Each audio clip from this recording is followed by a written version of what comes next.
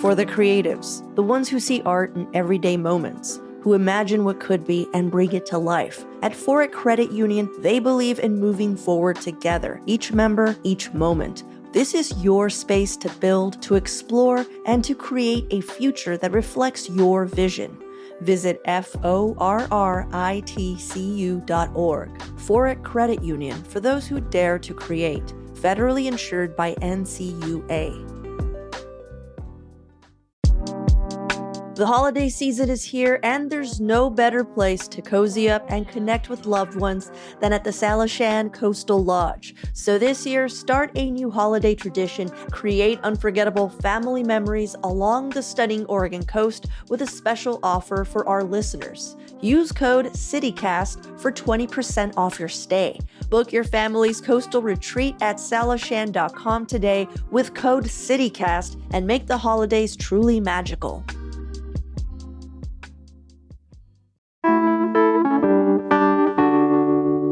Today on CityCast Portland, we're talking about the ongoing racism football players from an East Portland high school are facing, the proposed updates to Oregon's bottle bill downtown retail stores are sending to Legislature, and a look into how prepared Portland is for incoming winter weather storms. Joining me are Willamette Week cannabis reporter and author Brianna Wheeler and our very own producer Giulia Fiaoni. It's Friday, December 6th. I'm Claudia Meza, and this is what Portland's talking about.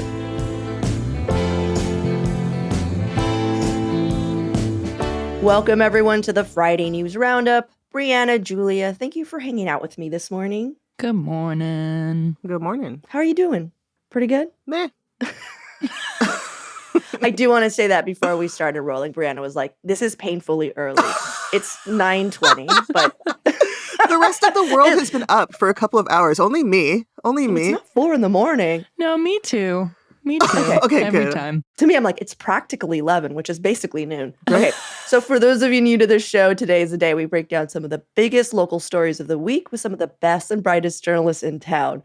But before we jump into the news, I usually ask an opening question so our listeners can get to know our guests just a little better. And today's opening question, you two, is related to this interesting new business that opened up a few weeks ago in Northeast Portland. It's Portland's first wine spa. So, meaning, in addition to the regular treatments you would find at other spas like massages, facials, all that stuff, the wine spa, as it's called, is also featuring soaking tubs filled with, warm water, botanicals, and red wine. So you're literally soaking in red wine. What's the point of that? Well, as odd as that sounds, this stuff has been around for ever, since ancient times. Cleopatra would supposedly dunk in wine to soften and moisturize her skin, and it's still happening today all over the world. That's actually what inspired the shop. The lady who opened it up found herself in Eastern Europe, dunking herself in wine, and was like, this is what Portland needs. Supposedly, you do not get drunk. It doesn't sting or stain, which I don't believe any of this. And you do get a complimentary glass of wine to sip while you're sitting in wine, though you're advised not to drink the bathwater. Oh, gosh. Butt naked? Are you supposed to be butt naked in that? Or do you do bathing suit? Maybe, So many questions. Okay, so my question to you both is, if given the money to open up your own extremely niche business, like an actual passion you might have or an idea that seems too specific for the masses. I would walk by your store or read your website and go, well, I guess everyone has a drink. What would it be and what would it be called? And I can go first if you need some time to gather your thoughts. Yes. Okay. Mine would be a very specific clothing alteration shop where we would do nothing but install pockets or make existing pockets human-sized and functional in women's clothing. Let's because I feel Nice. right. I love that. I feel like that every woman has felt the annoyance of finding a pair of pants that actually fit you and you like, which already is one of the hardest things to accomplish in this world. And then you can't even fit your fucking keys or your phone or anything. You sit down and your phone falls out or whatever because they're practically drawn on. Mm-hmm. So I would call my business Deep Pockets. Nice. Oh my gosh. It's really good. All right? Buy the LLC. Do it now. Patent pending. Deep Pockets, patent pending. What about you guys? I have actually thought about this, a little tiny niche business idea, because on my block, everybody's got like so much moss on their roof, right? And I've seen somebody power wash it off before, and it looks so satisfying. So I feel like my little niche business would be power washing the moss off of the roof of your bungalow. Nothing that big, because I'm afraid of heights. You're just like, one story only. One story only. We're doing ranches. We're doing bungalows. Get out of here with that old Portland mess. Get out of here with that craftsman. And then I can like sign my name in like your dirty sidewalk with my power washer. Hell yeah. I don't know. I don't have a name for it, though. You know what I love, Brianna, is that your business is basically one that exists, but just more, I don't know, restricted. I'm only power washing single level homes and sidewalks. Yes. Nothing else. If you give me a garage, gross. Oh, It's boring. get out of here with that. No. And I'm only going to clean it like I feel the satisfaction, then I'm done. You know what I mean? So you're also going to do a shitty job. Probably. I love this business. All right, Giulia, what about you? Okay, this one gives like a little glimpse into my like work home life. So one of the things that keeps me going throughout the day is that I have a bunch of these little like knickknacks and like tchotchkes just like sitting on my desk to fidget with for fun. It's like I have this like little rubber ducky dolphin and God, so cute. like a jar of slime and this little dinosaur I named Chauncey and this like puzzle box with something inside of it. It's quite the time. And it's endless. And I've grown a little bit obsessed with like collecting these things, but I want to make my own, and I want to go to a place that you can make your own like very specific personalized like tchotchkes and knickknacks. And you could just walk in and like pay like a day pass to hang out for as long as you want. It sounds like a blast. I know there's like similar type Lego things that are already doing that, but I want like an expanded version, like really just like endless possibilities. Like what materials? Like, are we just talking like clay or like plastic, like 3D printing? Like slime, Velcro, you name it, anything. Doesn't that sound fun? Fun. Oh, it does. I love that. Sign me I up. would, yeah, it sounds like a place that like children would love to go to in grade school, like as a field trip, but for adults. I'm assuming there would be wine. Honestly, the space is yours, and I call it G's Gadgets because my name's Giulia with a G. G's Patent Gadgets. pending. Patent pending. Nobody stole Julia's idea. Well, you guys, thank you both for your answers. Two brilliant businesses that I know would succeed for years to come. Just a legacy. A legacy would be left behind. On to the news of the week. Okay, Brianna, what's your story? Well, today I am talking about Abe Asher over at the Portland Mercury reported on David Douglas is facing some pretty intense racism during their football games. And they're also facing a pretty ineffective state response to that. So this was published a couple days ago, or last week. 2 years ago, Rich Linwood, who's a parent in East Portland, he's watching his son play football. This is when he's in 8th grade. And they're out and they're playing Sandy. The game ends. The dad realizes something's wrong. Players are coming off of the field crying. 8th grade boys are coming off of the field crying. And they're saying, the kids are calling us N-words when they're tackling us. Yeah. So this year, Linwood's son, he's playing on David Douglas's high school team. And he says that it's just gotten worse now. Did any of you guys play high school sports? Oh, yeah. Yeah. Did you ever deal with anything like this? I played a bunch of high school sports, and it was always just like petty bullshit that would get thrown at people. It was never anything like this. Yeah. Yeah, this is wild. Well, I looked at it and it wasn't just like Sandy, like Nelson High School. Yeah. And it's always David Douglas Yeah. that they're targeting. Yeah. And It's really weird. it seems like when they're playing games like Portland proper, Portland Metro, it's not the issue is not that tremendous. It's Greater Oregon. Like Happy Valley. Corvallis, like out towards the coast. That's where the issues are coming from. So this football season, it started late August, and only a month later, David Douglas's volunteer coach, he's this former NFL player, Marcel Frazier, he posts to his Instagram account that in all 3 of the junior varsity team's away games, that players had been called the N-word, that they had monkey noises chanted at them. And at Nelson High School in Happy Valley, a group of students threw cake at the parents, David Douglas parents, who were just sitting in the stands. right? Why would you do? I mean, delicious, but why? But why? Yeah. Yeah. I mean, disrespectful on so many levels. No, for Yeah, reals, for seriously. reals. Unless you're really hungry. I'm just saying. Throw it in my mouth. So it gets more egregious. Oh my God. So Frazier posts on Instagram. He says, I've coached around the nation.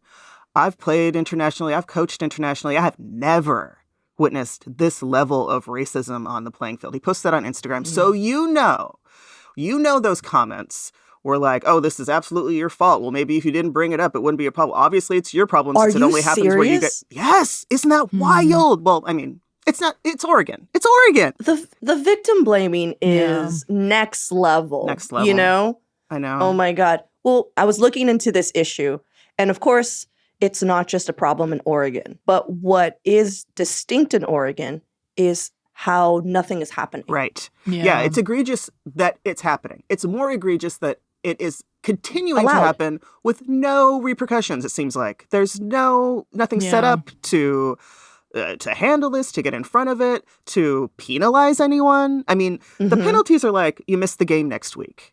And even then, the referee has to catch the athlete in the act of doing it. I mean, it's just so red tapey and weird. So there is an Oregon School Activity Association, and their director of media communications is Nate Lowry, and he told the Mercury that the number of complaint forms filed in 2024 it's down a little from the last couple of years. So I read that quote and I thought, okay, people are probably just not reporting because they know nothing's going to happen when they do. Yeah, they're getting tired. So it's kind of asinine to say, well, reports are kind of down. That you think it means one thing. That does not mean what you think it means, sir. And even Marcel Frazier, the coach, says, I think it's just one of those things that's accepted as reality. Oh, you're going out to the coast? Good luck. You're going to be called the N-word. And it's worth it to note also that this is not just ignorant students. This is about referees repeatedly failing to identify and eject offending players from games. This is also about the frequency of the abuse and the lack of clear action taken to prevent it. Yeah. Okay. Can I tell you of a superintendent that actually did something and really shut it down? Get into it. So the superintendent, when she learned that Amador High's football team in Northern California had a group chat titled Killed the Blacks, filled with derogatory language and racial slurs, she just ended the school's varsity season. She's like, done. Yeah. You're done. Yeah. No more. And the discipline was so swift and abrupt that it basically happened moments before they were supposed to play Rosemont, a predominantly Black and Latino school in a nearby Sacramento neighborhood. The superintendent was there to be like, out of here. Nice. Yeah.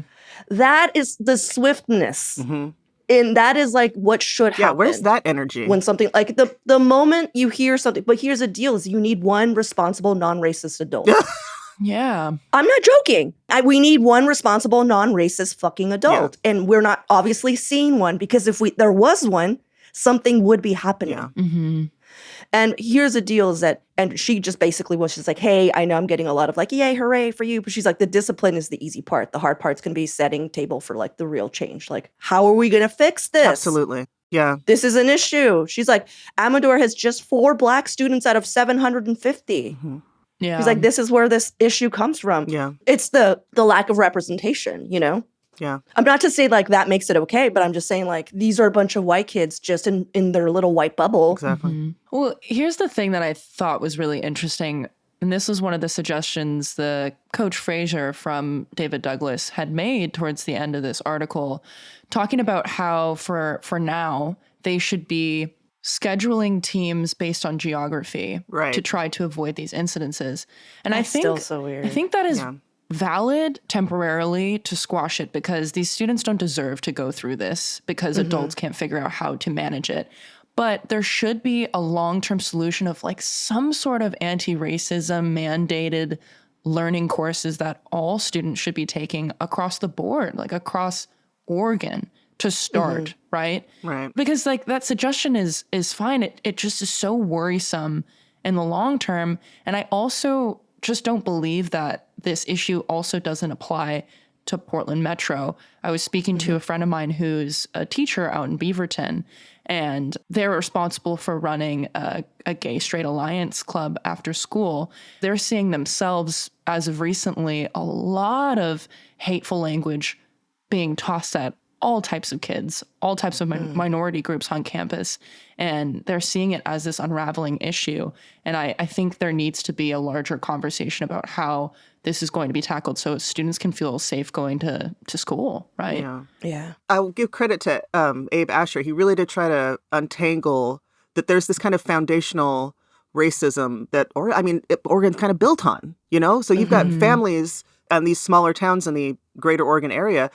It's just in their DNA because they've been here so long and it's just baked in. So when we're talking about kind of like dismantling all of this, like it's so deep and it's so thick and strong and wild. So, good luck to those few adults that pull up their fucking big boy panties and figure it out. Yeah. It's not like these kids are learning how to be racist in high school or junior high. Exactly. They're, it's baked in. It's coming from home. Yes. The call is coming from inside the house. Yeah, exactly. All right. Well, let's take a quick break here. And when we come back, more headlines of the week.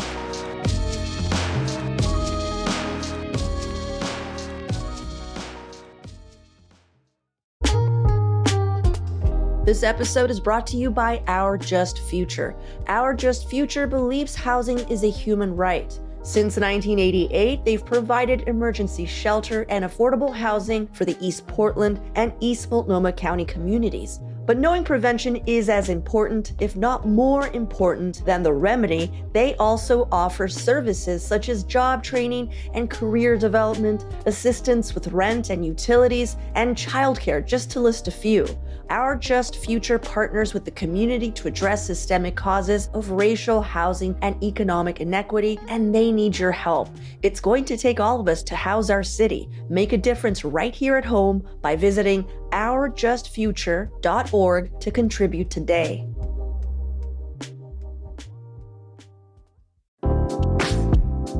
This episode is sponsored by BetterHelp. So how are you staying cozy during the winter months? For me, my favorite part of the season, aside from spending more time with friends and family, is getting to cook for them. I pour myself a little something, put on some records, and linger through a complicated recipe. It's my thing. It brings me comfort, and it's also how I stay warm and cozy during the season. But therapy is also a great way to bring yourself some comfort that never goes away, even when the season changes or you start getting busy all over again. It's helpful for learning positive coping skills and remembering to do all those things that bring you joy and keep you sane. Therapy is also helpful to learn how to set boundaries to get more of your time back, empowering you to be the best version of yourself. Find comfort this December with BetterHelp. Visit betterhelp.com/citycast today to get 10% off your first month. That's BetterHelp, HELP.com/citycast. All right, so my headline this week is an update to Oregon's bottle bill saga. Willamette Week's Nigel Jaquist published an article with the latest a couple days before Thanksgiving, so I think it might have gotten a little buried, He's looked into the latest efforts by our city leaders who are trying to fix the issues the bottle bill has caused our downtown and central east side neighborhoods. If you're a longtime listener, you might remember that the problems they're trying to solve is that currently, as our bottle bill stands, nearly every business in Oregon that sells qualifying beverages in redeemable sealed containers is legally required to accept the container returns. And in the past, that's not been an issue because the number of people redeeming was manageable. And most people would go to designated bottle drops anyhow. So places like Plaid Pantry, who barely have enough staff to run their store, didn't have to worry about being inundated with bags and bags and bags of empties that are like spilling out of the storage rooms, But because of the housing and fentanyl crisis, pretty much all these unequipped retail stores are now becoming unofficial bottle drops. And they don't have the storage capacity. They don't have the staff. People also end up rummaging through trash cans all over the city looking for recyclables to redeem, rarely putting the trash, that they take out back in the bin. So now some of these retail spaces are also surrounded by trash. I'm sorry, it's just it's overwhelming. Yeah. And even more alarming, a lot of these stores have become hubs for drug use because dealers would literally set up outside the store. And I believe it was calculated that a hit of fentanyl costs 10 cans. Yeah. That's all you need to redeem. It's incredibly cheap, and so it incentivizes what's been an unprecedented amount of bottle deposits. So trash everywhere, retail stores swimming in bags of bottles and cans, people visibly nodding out near entrances, fights breaking out, workers getting attacked, just not a clean or safe environment for anyone. Yeah. So in response, Governor Kotek suspended the legal requirement of having to redeem empties at 2 stores that were considered the hardest hit, which was a Safeway in Southwest Jefferson Street and a nearby Plaid Pantry. That only lasted a couple of months, but workers, customers, and people who lived nearby it stated, it worked. Like, I feel safe going to the store. Nice. So now the Northwest Grocery Association, which represents Safeway and other downtown grocers, is seeking a more permanent fix by way of the Oregon Legislature, and they're suggesting some tweaks. Before I get into these tweaks, what do you guys think? I think it's wild that Mayor Wheeler's lasting legacy is somehow going to be wrapped up in this bottle law. It's so that's his weird legacy is bottles and cans. Yeah, and I just want to point out, when reading through this article, I did think a lot about a conversation they were having about having a bottle drop in St. John's not too long ago. Right. And I'm just thinking about how something like that plays into all of this. I thought about that too. And I thought about the community's reaction to that proposed bottle drop site. Because the community's going to fight back about it because there's it only takes 10 cans to get a hit of fent. Exactly. Yeah. Well, though I personally think the bottle bill needs a more extensive overhaul. Its original intention was to curb littering, Yeah. And I feel like it's accomplished that, but now it's causing all these other societal issues because, again, it wasn't supposed to do what it's doing now, which has become a safety net. I just don't think the state is actually going to do anything meaningful, like any actual progressive fixes, because it would include dismantling bureaus and making certain jobs obsolete and going against a pretty popular bill that many people have now falsely equated with supporting people who are struggling the most. Yeah. Ooh. And that's just not what the bottle bill was designed for. So, of course, these are all unwanted outcomes. Yeah. But right now, the only way a retail store can skirt or restrict the requirements of accepting, bottles and cans is by being close to an official bottle drop that is run by the Oregon Beverage Recycling Cooperative, or by being a store that's under 5,000 square feet. But if you were to look at a map, most stores in the downtown and central Eastside areas are nowhere near to a bottle drop. In St. John's, the reason why they're like, we don't need one here is because Safeway takes it. There's so many other stores that take it and they're doing fine. They're just like, you're basically bringing an issue to this community. And I don't know if you've seen the location, but it would make no sense there. It's like having an industrial size, basically like a recycling center in a neighborhood with actual houses around it and a grocery store and retail store. It made no sense. Yeah. Which is why where all these bottle drops are, they're in more industrial areas for a freaking reason. So the proposed legislation would amend so that nonprofits working in concert with the recycling co-op could act as a centralized redemption center, taking the pressure off downtown stores. And the stores would technically still have to redeem empties unless they're across the street from one of the proposed redemption centers, but not nearly as many empties as they're taking in now, because proximity allows you to restrict the volume you redeem. And there is a nonprofit that it could assist with this proposal, and it has already been identified and is doing the work. This is a quote from Nigel's article. The People's Depot, a DIY redemption center on track to take back 10 million containers this year. Part of last week's conversation centered on the possibility of greatly expanding the depot, which now only operates part-time in a cubbyhole under the Morrison Bridge. Wild. Yeah. So the bill would make it easier to basically restrict the volume for stores that are just like, hey, we're not bottle drops. Yeah. Yeah. And it's clear that you cannot just drop a bottle drop anywhere. So we need these middlemen. Yeah. These, and also a nonprofit that cares about the community. Yeah. Something I was reading from Joseph Gallivan at Axios was this really interesting perspective that I didn't think about. But according to the OBRC, 80% of recyclables come back through the bottle drop network and only 20% through retail stores. So when you think about that, just how overwhelmed retail stores are already, having to take care of only 20% of this issue, I feel like we're only really addressing a small piece of this very big pie. Oh, totally. So I agree with you, Claudia. You had mentioned like the whole system needs an overhaul. It really does. It Because does. we're not addressing the majority of why this has become a detriment for so many communities that are located near bottle drops to start. And even if we do have these nonprofits collaborating to try to make this less of a retail issue, we're just kind of just like redistributing the problem across the city, right? It's going to catch up no matter where it is. It shouldn't be a retail issue for one. I get, again, they made it retail because they're like, hey, if you sell these, you have to make sure that it's getting recycled. Yeah. You know, so people don't trash it.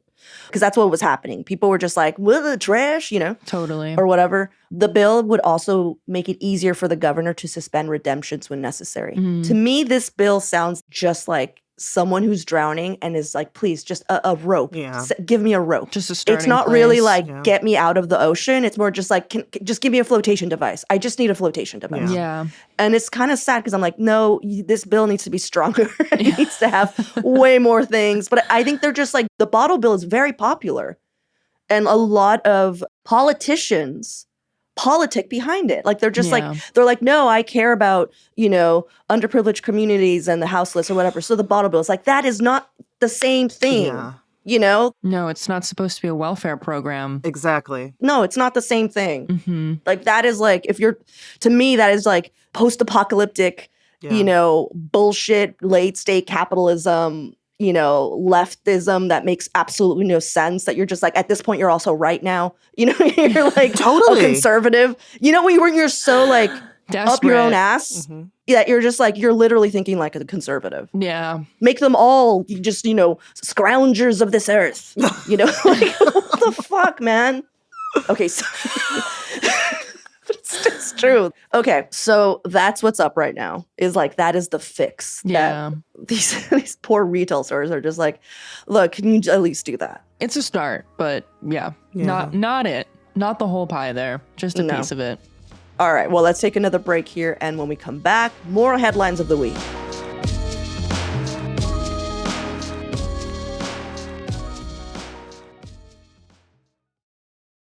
This episode is brought to you by LifeLock. The holidays mean more travel, more shopping, more time online, and more personal info in places that could expose you to identity theft. That's why LifeLock monitors millions of data points every second. If your identity is stolen, their US-based restoration specialist will fix it, guaranteed or your money back. Get more holiday fun and less holiday worry with LifeLock. Save up to 40% your first year. Visit LifeLock.com/podcast. Terms apply. This episode is brought to you by Etsy. Oh. Hear that? Okay. Thank you. Etsy knows these aren't the sounds of holiday gifting. Well, not the ones you're hoping for. You want squeals of delight. Happy tears. How did you? And spontaneously written songs of joy. I am so happy. Oh yeah, oh yeah, oh yeah. Okay, the song needs a bit of work, but anyway, to get those reactions, make sure everyone on your list feels heard with handmade, handpicked, and designed gifts from small shops on Etsy. Gifts like personalized jewelry, custom artwork, cozy style items, vintage pieces, and home decor to celebrate all of your favorite people and their specific kind of special. For original gifts that say, I get you, Etsy has it. Okay, Giulia, I know that you have been looking into winter weather and road safety. Yes, I have been. And Lay it on us. So has Peter Lawfer from Portland Monthly. They're talking about whether or not Oregon is ready for the incoming winter season. I've been thinking about this a lot recently because things have gotten much colder over the past week or so. And what's interesting is that Peter opens up with a little anecdote in this article talking about how he grew up in Wisconsin and how it's so much colder and so much snowier there, it doesn't even compare to Portland. And I related to this because I'm from Toronto and I was living there before I moved here. But the question is, so why was last winter so much more dangerous in Portland than in other places where weather is significantly worse generally?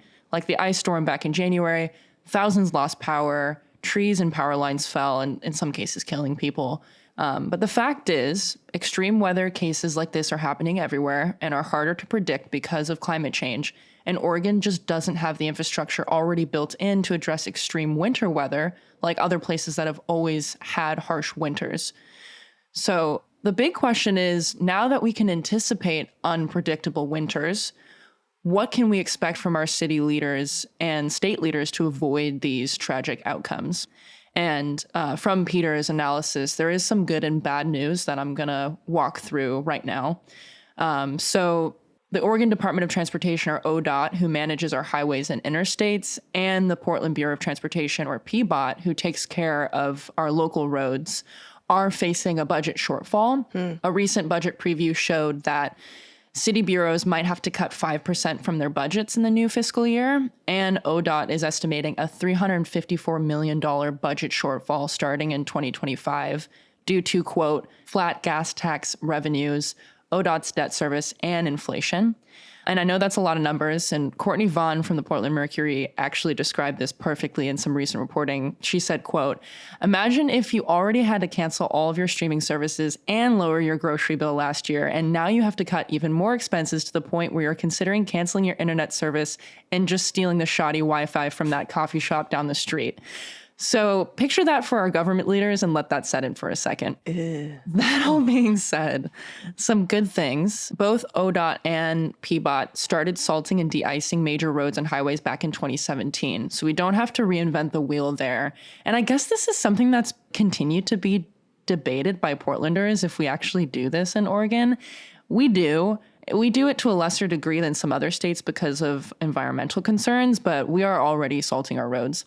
PBOT also says that their budget is fairly adequate right now, and they're focusing their resources on safe public transit and cleared routes for emergency personnel on major roadways rather than just trying to get more people out driving during ice storms, which I think is a reasonable strategy given that most of our roads are too dangerous to drive on, period, regardless of de-icing.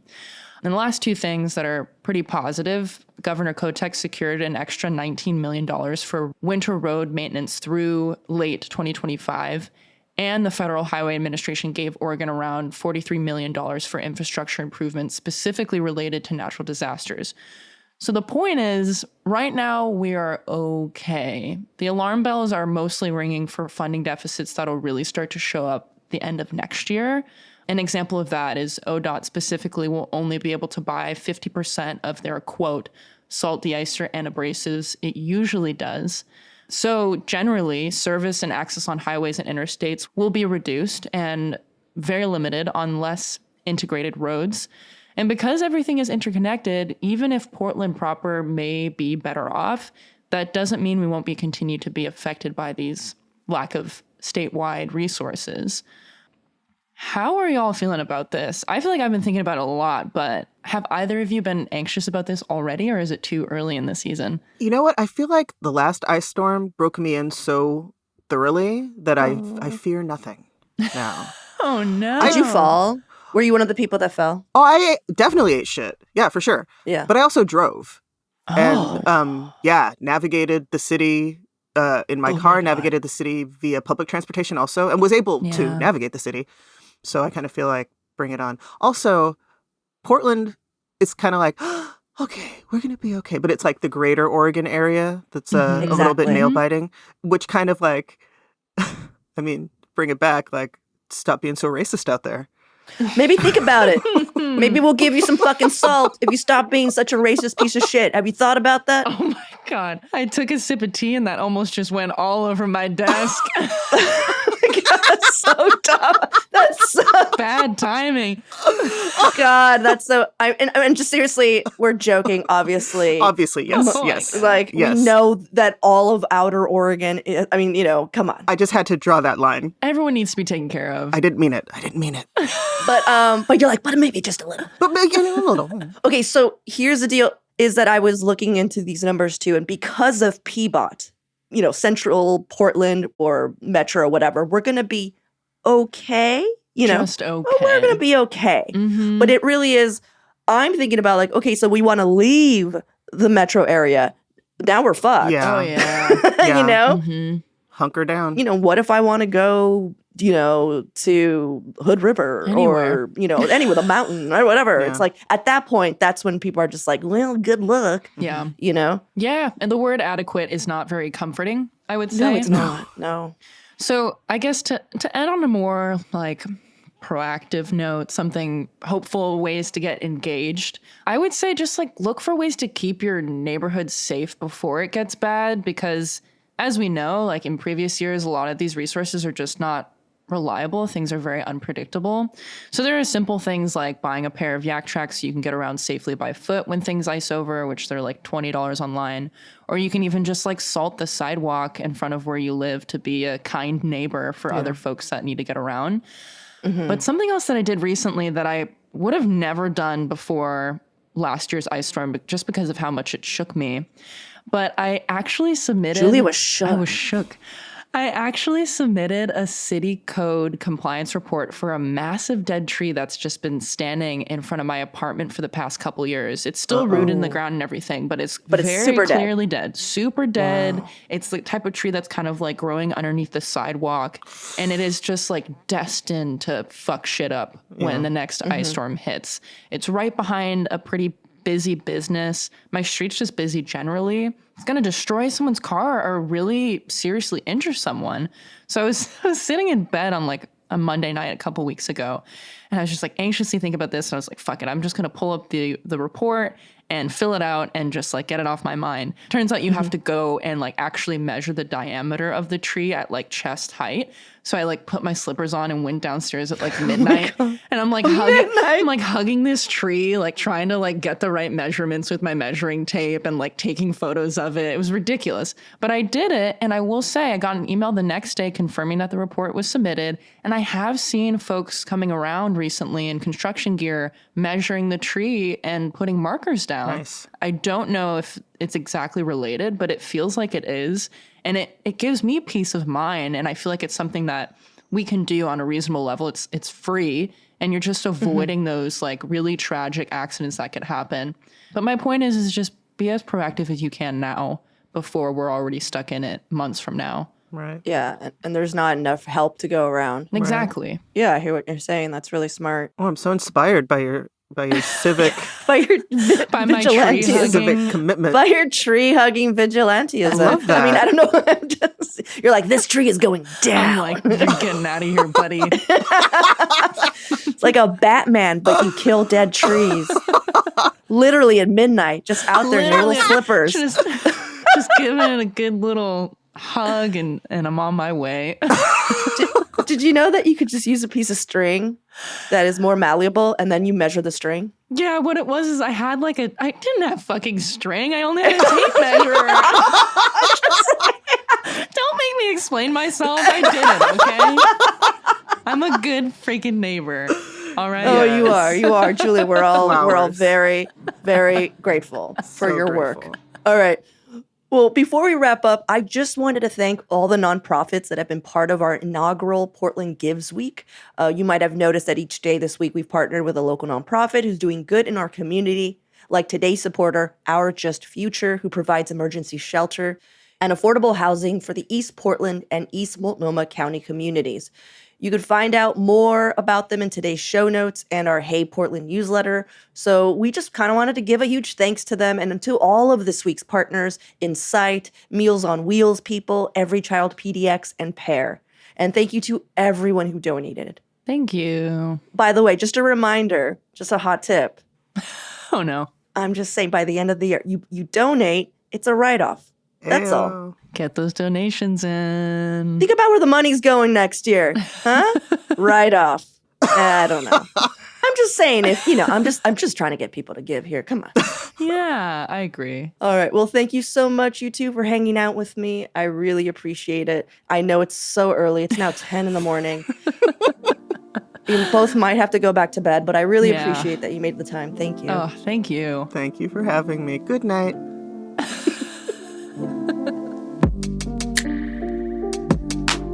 That's all for today here on CityCast Portland. Thank you so much for listening. Our executive producer is John Atariani. Our producers this week were Giulia Fiaoni, Francisco Kilgore, and Lizzie Goldsmith. Our Hey Portland newsletter editors were Rachel Monahan and Adrian Gonzalez. Our host is me, Claudia Meza. Original music by Jenny Conley and Steven Drizos. Additional music by Epidemic Sound and All the Kimonos. We'll be back Monday morning with more from around the city. Until then, see you at Slim's.